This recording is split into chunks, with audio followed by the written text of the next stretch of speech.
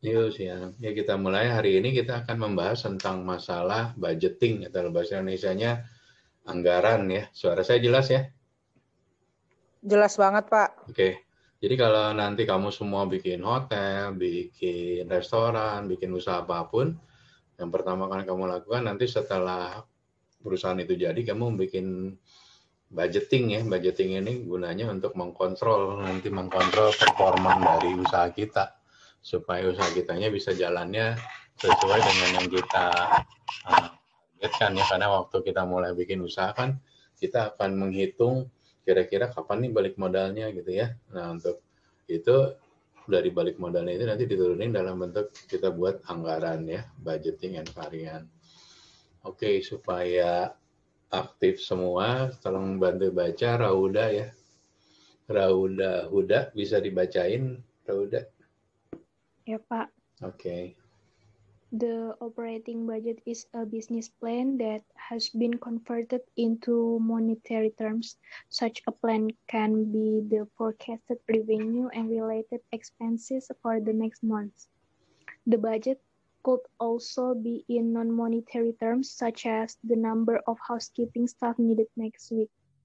A business that doesn't have a budget or a plan will make decisions that do not contribute to the profitability of the business because managers lack a clear idea of the goals of the business. Forecasting, see Chapter 13, and budgeting systems are expected to reflect realistic expectations. Oke, thank you Rauda. Ini kemarin kita membahas tentang peramalan ya, forecasting. Jadi forecasting itu kurang lebih sama dengan budget, cuman beda time frame-nya ya. Jadi kan budget itu seperti saya sampaikan dulu, misalnya budget 2021 ini kita akan bikin di bulan Agustus tahun 2020 ya. Jadi karena kan ada tahapan dari budget itu ya, budget itu kan akan melalui suatu proses. Jadi kita mungkin draft pertama kita akan bikin budget. Nah, biasanya itu nanti dari corporate dikasih suatu guidance. Misalnya tahun 2021 di Indonesia diharapkan bisnis akan rebound atau akan kembali pulih ya setelah pandemi. Nah, tapi kenyataannya Januari ternyata terjadi lagi second wave. Tapi kita di waktu di Agustus kan kita tidak tahu akan apa yang terjadi di Januari dan seterusnya gitu. Even sekarang pun kita nggak tahu nih Februari apakah masih kondisi market seperti ini dengan ada PSBB atau PSBB-nya sudah dirilis karena sudah ada antivirusnya, kita tidak tahu. Tapi kita tidak bisa tidak bisa mengandalkan pada kondisi. Kita tetap harus membuat yang namanya budget ya. Nah, budget ini dibuat untuk mengkontrol sistem dan mengontrol seluruh tim. Memang satu kesatuannya betul tadi disampaikan dalam satu kesatuannya keuangan. Jadi budget tahun depan kita ingin naik revenue-nya 20% atau misalnya 20 miliar gitu. Nah, ada satuan uangnya disebutkan di situ ya. Oke, next. Selanjutnya siapa yang bisa bantu baca? Panji, ada Panji? Panji?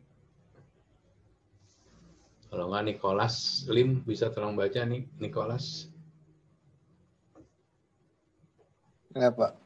Okay. The budget helps to provide organized estimate of future unit sales, sales revenue, expense, net income, staffing requirement, or equipment needs, broken down by operating period and department. The second help is to provide management with both short-term and long-term goal. This can be used to plan all future activities. The third one is to provide information for control so that the actual result can be evaluated against the budget plan. And in case of difference, adjustments are made to correct the situation. Oke, thank you. Jadi seperti tadi yang dibaca bahwa kita meramalkan ke depannya kira-kira berapa penjualannya, nilai penjualannya, berapa biaya juga ya. Nanti berapa biaya yang dibutuhkan. Nah, saat ini kan di Indonesia tahun 2021 itu kemungkinan bisnis hotel tidak terlalu bagus dibanding tahun 2019 ya. Tapi diharapkan lebih baik dibanding dari 2020. Nah, beberapa hotel melakukan restrukturisasi organisasi karena mungkin bisnisnya tidak sebaik tahun 2019. Misalnya 2019 karyawannya ada 100 orang lah katakanlah. Di 2020 dengan okupansinya mungkin akan turun, nanti jumlah karyawannya mungkin tidak akan sama dengan 2019 sejumlah 100. Mungkin harus dikurangin atau di downsizing ya, karena reflected to business, misalnya bisnisnya memang trennya tourism atau hotel bisnis ini di tahun 2021 ini tidak terlalu signifikan lebih baik gitu ya dari 2019 ya. 2019 belum ada pandemik, kita anggap sebagai base tahun yang dianggap sebagai tahun keberhasilan lah ya. Nah, di 2021 ternyata masih ada efek dari pandemik ini tidak selesai. Malah beberapa pengamat ekonomi di dunia menginformasikan bahwa bisnis itu akan recovery akan di tahun 2022 gitu loh. Malah beberapa negara kayak Australia dia menutup dari kunjungan wisatawan itu sampai tahun 2021 dan dia akan buka di 2022. Nah, cuman berangkat dari itu kita Indonesia tidak bisa menutup itu gitu karena benar-benar yang namanya industri tourism atau hotel ini bergantung banget sama wisatawan gitu loh. Makanya sekarang pemerintah mengadakan suatu relaksasi ekonomi ya, gimana ngebantu supaya terjadi terjadi kunjungan wisatawan. Tapi kan kembali kalau COVID-nya belum benar, ini nggak ada yang berani traveling ya, itu problem dari industri sekarang ini. Bali sangat kesian sekali ya, okupansinya itu bisa cuma 1%, kadang-kadang paling tinggi 10% gitu. Beberapa kota ya terutama Bali ya, Jogja juga sempat ini dan Jakarta juga sama okupansi sekitar 10% something gitu ya. Jadi ini memang makanya kita harus bikin budget nih, harus benar-benar menggambarkan kondisi. Tapi kan dulu kita optimis 2021 sudah bangkit ya, ternyata kuartal 1 ini Januari sampai Maret kemungkinan masih belum terlalu baik ya, tapi tetap anggaran itu sebagai alat kontrol bagi kita ya. Oke, selanjutnya Jovanka, bisa tolong baca Jovanka? Bisa, Pak. Oke, tiga jenis tipe budget coba. Iya, sebentar.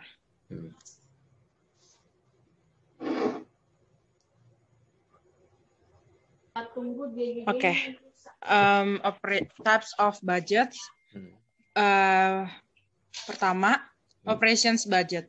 An operations budget, also called the revenue and expense budget, is the management's plans of generating revenues and incurring expenses over a specific period.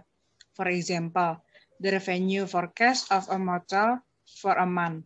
Capital budget A, capital budget is a plan for acquisition of new as well as the replacement of old plant, property, and equipment. For example, the 5 years development plans to increase the number of the room in a property. Second, department. Suaranya hilang Depan Kak. Oke. Ya bentar Pak. Oke. Oke. Department budget. A department budget contain the planned activities of a single department. For revenue and profit centers, the department budget will include all its planned revenues as well as planned expenses for the given period as the case may be. With service centers, on the contrary, the department budget will only show the projected expenses for the given period. Department budgets are normally prepared for a year and then subdivided into months. Third, cash budgets. A cash budget, also called cash flow budget, is the forecast of future cash receipts and expenditures for a particular time period. Generally, in the short term, it helps management to determine when revenue will be sufficient to cover expenses and when the company will need to seek outside financing. Sudah Pak. Thank you ya. Jadi nanti tipe budget itu yang pertama operation budget, yang ini capital budget itu yang kedua ya, saya salah. Jadi kita bikin operation budget untuk seluruh the hotel. dari revenue-nya. Nanti masing-masing departemen bikin revenue budget sendiri ya. Misalnya front office sama housekeeping bikin untuk rooms department, terus F&B bikin sendiri. Terus ada minor operating department, misalnya ada laundry, ada spa dan sebagainya, itu mereka bikin ya. Nah, setelah bikin revenue-nya, baru kita bikin expense-nya. Terus nanti dari sini, sebenarnya sih awal dari masing-masing departemen bikin budget dulu, baru menjadi operation ya. Terus yang kedua, di luar dari ini, kita juga bikin yang namanya capital budget, atau disebut capital expenditure ya. Kan dalam satu masa itu, kegunaan barang itu ada umurnya ya, misalnya komputer mungkin di tahun kelima, dari sisi memori atau dari sisi apa, sudah tidak mumpuni lagi, kita harus ganti. Atau misalnya kalau kita punya lapangan golf, mobil kart buat gol bagi itu kan ada batasannya kayak umur baterainya gitu. Nah, nanti kita membudgetkan selain sisi revenue dan biaya juga asetnya kita iniin juga ya. Misalnya mobil udah 5 tahun udah kurang layak misalnya gitu ya, harus diganti. Ini harus dibikin juga namanya capital budget. Jadi kita biasanya bikin dari departemen budget, terus dikonsolidasiin sama financial manager atau financial controller menjadi operation budget hotel as a whole ya. Jadi seluruh hotel dibikin setelah digabung dari masing-masing departemen. Terus lanjut itu kita juga masing-masing departemen bikin namanya capital budget atau istilahnya lebih sering disebut CAPEX. Jadi misalnya housekeeping dia perlu mau ganti troli gitu, sudah tahun kelima trolinya banyak yang rusak rodanya. Atau engineering minta ganti peralatan-peralatannya, small tools-nya, atau genset atau sebagainya. Jadi ada beberapa aset besar, misalnya lift, segala macam yang sifat fisik dan harganya mahal dan disebut sebagai aset, itu ada pergantian setiap tahunnya namanya di capital budget ya. Nah dari 3 ini, operation, tadi kan departemen bikin terus jadi operation, terus masing-masing departemen juga bikin capital budget. Nah, nanti si financial controller itu dari operation budget itu dengan harapan revenue akan menjadi naik misalnya 2 miliar, profit naik 1 miliar, diharapkan nanti uangnya nambah berapa nih, cash flow-nya nambah berapa gitu ya.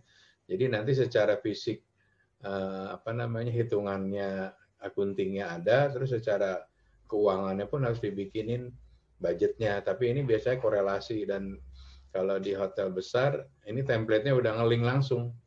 Jadi misalnya diharapkan revenue-nya naik 200 miliar gitu ya dalam 1 tahun.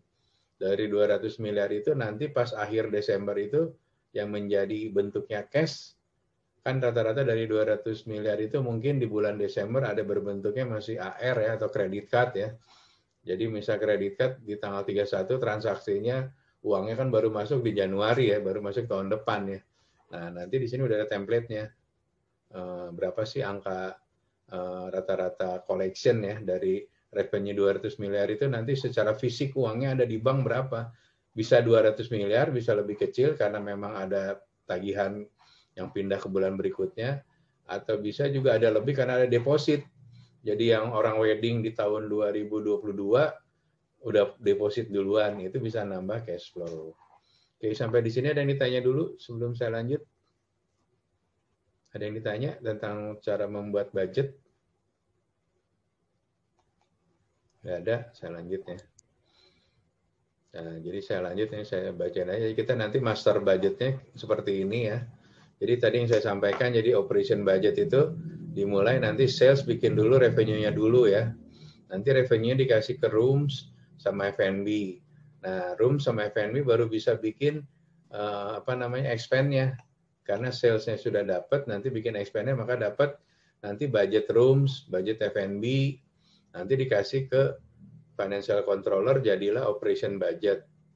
Operation budget kasih ke financial controller, jadi financial budget. Sama si financial controller ini dibikin lagi pecah. Dari operation budget ini jadi uang berapa, cash-nya, terus berapa yang jadi CAPEX, yang tadi capital expenditure ya. Jadi ini adalah gambaran cara membuat budget baik di hotel maupun di restoran. Jadi masing-masing departemen terlibat, makanya nanti ada budget committee, ada tim komite cara pembuatan budget dipimpin oleh GM, ada director of sales, ada director of room, director F&B, director of finance, director of HR, director of engineering, semuanya director. ikutan di dalam tim membuat budget yang kita namakan budget committee ya. Nah, nanti dari situ akan dihasilkan master budget, turunannya adalah cash budget, capital budget, dan financial budget. Sampai sini ada yang ditanya untuk gambaran budget di hotel. Itu collection apa ya Pak? Collection, pay, incoming. Nah, jadi collection ini tuh kan tadi kan ini dari sisi apa namanya, dari sisi budgetnya belum keluar bentuk uangnya berapa kan? Tadi kan misalnya revenue-nya 200 miliar gitu yang saya sampaikan kan. 200 miliar itu nanti collection-nya bentuk uang cash-nya berapa? Tadi kan bisa 200 miliar, bisa lebih dari 200 miliar karena ada deposit itu ya. Atau mungkin kurang karena ada tagihan yang jatuh ke tahun depan gitu kan.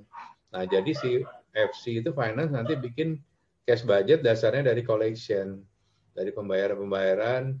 Nah, nanti diharapkan jadi cash flow di sininya nih gitu. Jadi nanti di akhir hasil akhirnya itu ada 3 report, yaitu budget keuangan ya yang meliputi operation ini, terus budget tentang arus kas, cash flow, terus budget tentang capital untuk belanja-belanja apa capex. Nah, kita biasanya capital ini banknya kita pisahin supaya gampang kontrolnya. Jadi setiap bulan itu kita menyisihkan 3% dari revenue, kita simpan di sini di rekening capital. Nah, nanti ini akhir tahun uangnya itu untuk belanja, misalnya tadi beli troli, beli apa genset atau beli komputer yang sifatnya aset ya, larinya di sini gitu. Ada lagi yang ditanya? Pak mau nanya Pak, kalau untuk cost of sales itu dia masuk ke kayak sales cost atau enggak site inspection nih nggak Pak? Enggak sih, ini kan cost of sales itu ceritanya kan di dalam departemen F&B itu kalau kita mau cari labanya F&B itu kan terdiri dari revenue-nya kan ya. Di revenue itu akan didapatin kan dari ending inventory sama biaya pokoknya kan. Untuk menjual seluruh makanan itu kan dibutuhkan biaya-biaya ya nggak? Nah, ini cost of sales ini lebih ke F&B gitu ya. Di laundry juga ada sih, cuman kecil karena revenue tidak terlalu besar. Jadinya yang biasanya masuk ke cost of sales cuman yang dibahas adalah di F&B-nya. Gitu. Jadi cost of sales ini cost of untuk menjadikan penjualan di F&B. Untuk F&B revenue kan untuk jualan makanan, jualan minuman kan perlu bahan ya. Bahan-bahannya ya, misalnya beras, telur, segala macam masukin ke sini. Nah, ujung dari ini adalah profitnya nih, di bawahnya cost of sales nanti ada profit F&B, ada profit rooms gitu ya. Ada lagi yang ditanya?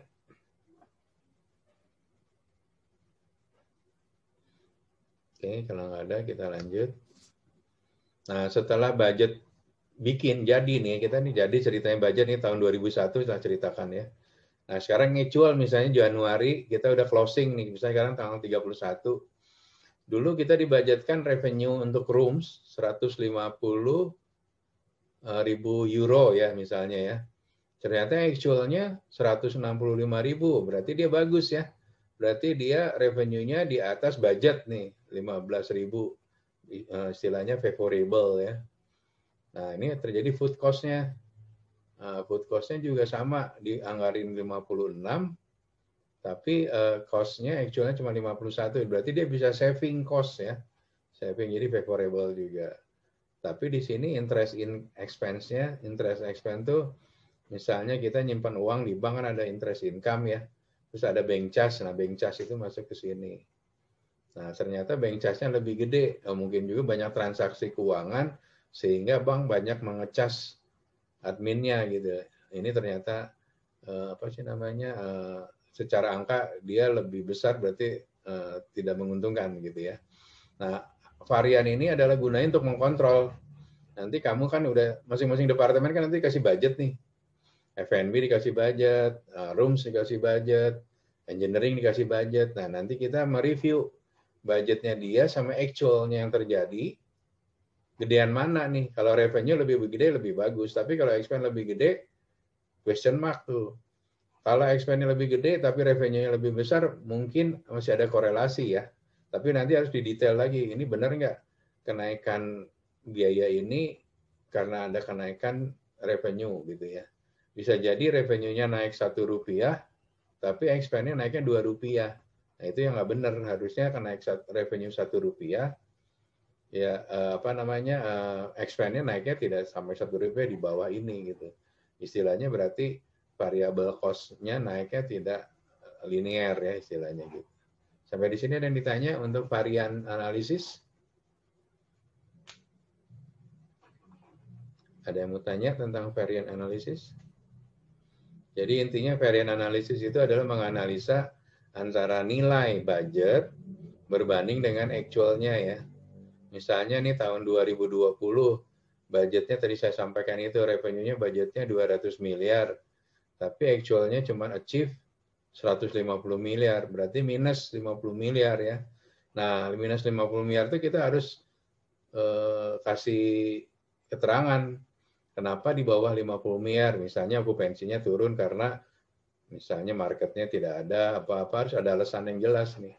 Dan kita sebagai seorang GM harus mempertahankan ini tiap bulan karena kita ada owner meeting, ada meeting dengan corporate, di situ kita akan direview performa keuangan kita actualnya berbanding budget lebih baik atau jelek gitu. Nah kalau jelek atau lebih baik pun harus ada alasannya ya.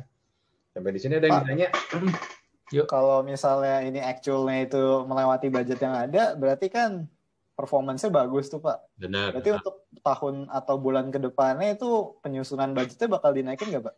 Misalnya untuk budget tahun 2022 nih, ini ternyata udah terlewat di 2021.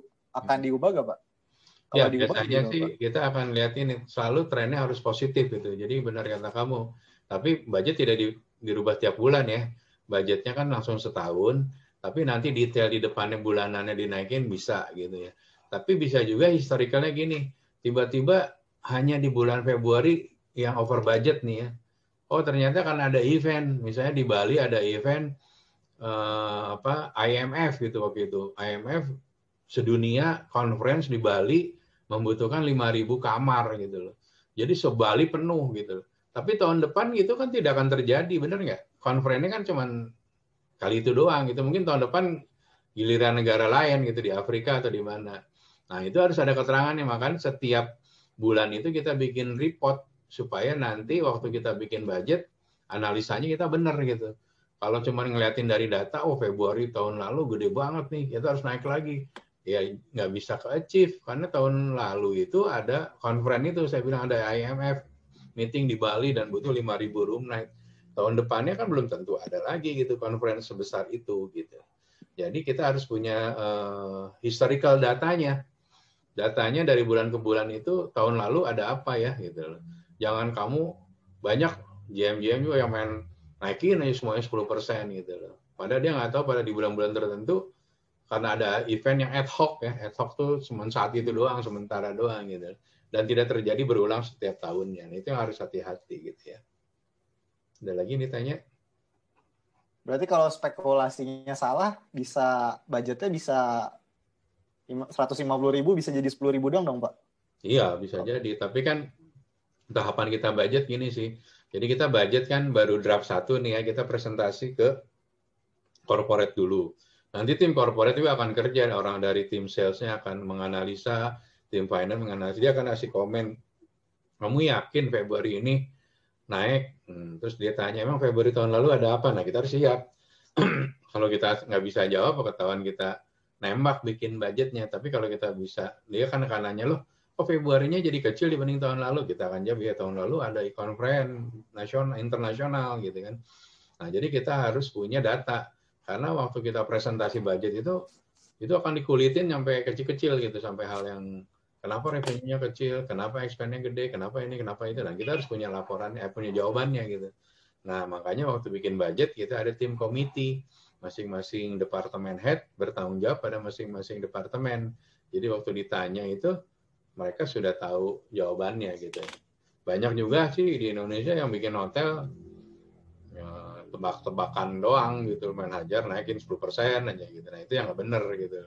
Akhirnya pas tahun depannya nggak akan ke-achieve gitu. Nah yang paling bagus itu nanti istilahnya difference-nya itu harus di bawah 5% ya. Jadi budgetnya misalnya 100 itu, terus actual-nya bisa di bawah 5% atau di atas 5% itu berarti udah presisi itu. Nah biasa kalau di hotel besar ada namanya forecast akurasi ya. semakin akurat, itu berarti semakin pintar tuh GM-nya sama FC-nya bisa bisa memprediksi revenue tuh sampai nggak terlalu jauh gitu loh. Kenapa kita harus forecast akurasi? Karena kalau perusahaan itu udah udah di bursa efek ya, itu kan mempengaruhi harga saham, benar nggak? Kalau kita forecastnya asal-asalan, kita menjanjikan para pemegang saham besar gitu, ternyata actualnya jeblok gitu. Nah itu jadi kalau hotel-hotel yang gede di dunia yang udah masuk bursa di Amerika segala macam itu, dia benar-benar teliti. Kita bikin weekly forecast, monthly forecast, jadi benar-benar gitu akhir bulan, akhir tahun tuh angkanya nggak terlalu jauh gitu variannya gitu. Nah makanya varian analisis itu adalah itu kegunaannya. Ya bagi hotel yang independen ya, hotel kecil sih mungkin tidak terlalu kompleks ya, masalahnya hanya pada ownernya doang yang kecewa dan sebagainya. Tapi kalau hotelnya sudah kayak Intercon atau Accor semua yang sudah di bursa efek, itu akan mempengaruhi performan dari sahamnya ya. Nanti orang nggak percaya lagi gitu dengan soal diperkirakan akan naik, taunya anjlok gitu kan, kayak gitu ya. Ada lagi yang ditanya? Good question. Kalau nggak ada, ini contohnya. Jadi kenaikan budget itu bisa jadi kayak gini nih.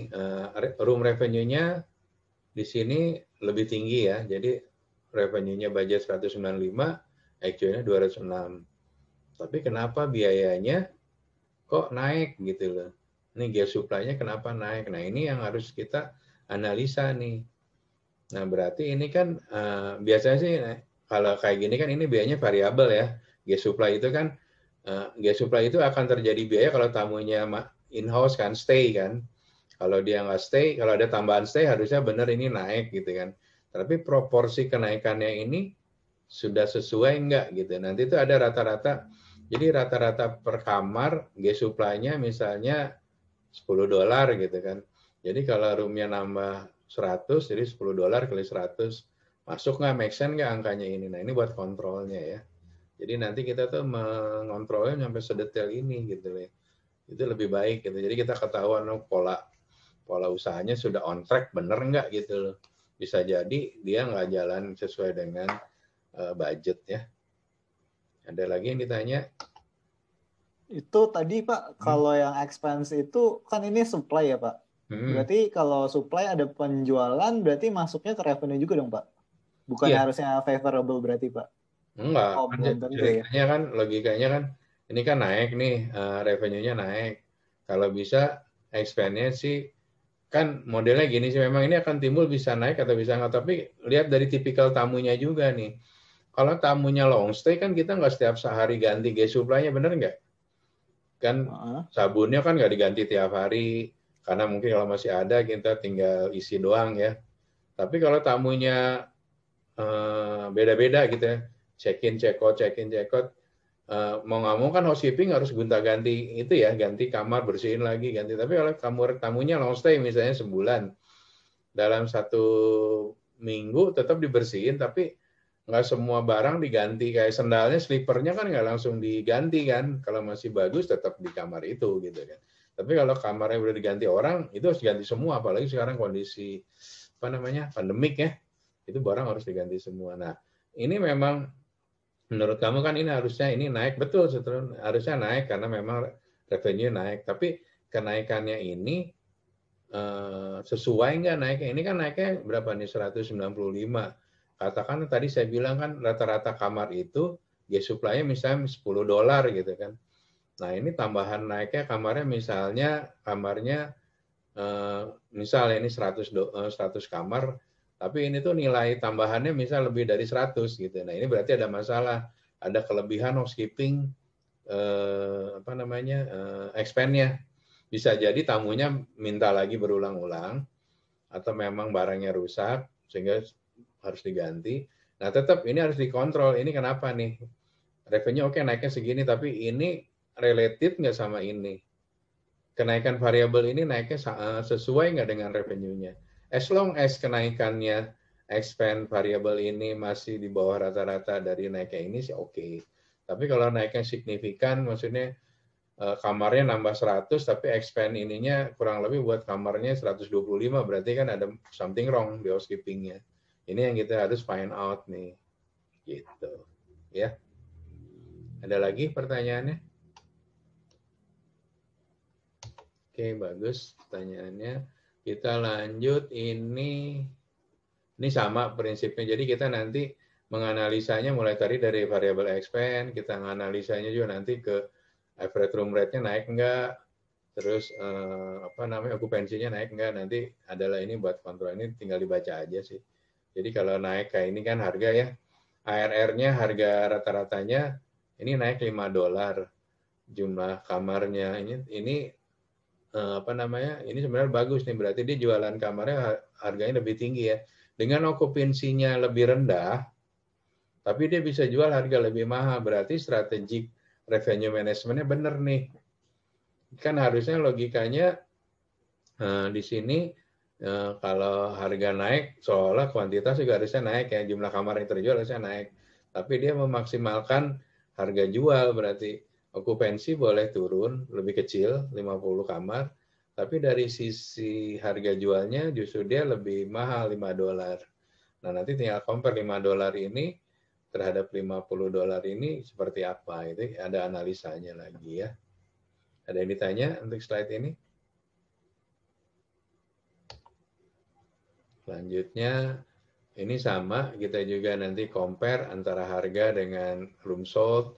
Nanti dari total ini mana sih yang saling mempengaruhi, apakah kenaikan harga mempengaruhi profit, atau kenaikan okupansi yang ke profit. Nah, nanti ini kita analisa ya. Analisanya macam-macam, tapi kan di dalam dunia nyata, kamu nggak bisa harga naik, okupansi naik. Pilihannya salah satu. Harga naik, okupansi pasti agak turun, karena kompetitor akan nurunin harga misalnya ya. Terus kita turunin harga, kuantitas okupansinya akan jauh lebih tinggi. Nah, ini strategi penjualan ini biasa nanti yang kemarin kita bahas di revenue management. Jadi kadang-kadang hari-hari tertentu kalau kita volume okupansi lagi kecil, mungkin kita bermain dengan pricing ya, nurunin harga gitu ya. Tapi seperti saya sampaikan, kita tidak boleh turun harga yang signifikan ya. Strateginya bisa dengan cara dibundling ya. Misalnya dengan harga tetap kasih diskon, dapat dinner atau dapat free massage atau dapat free di gym dan sebagainya ya. Itu strategi-strateginya ya. Oke, di sini ada yang ditanya? Oke, kalau nggak ada yang ditanya sampai sini, kalau minggu depan udah UAS berarti nanti saya kirim kisi-kisinya ya, materi untuk UASnya ya. Iya, Pak. Oke, Ya, Pak. kalau nggak ada lagi, terima kasih. Terima kasih, Pak. Terima kasih, Pak. Thank you, Pak. Terima kasih, Pak. Ayo, bye. Makasih.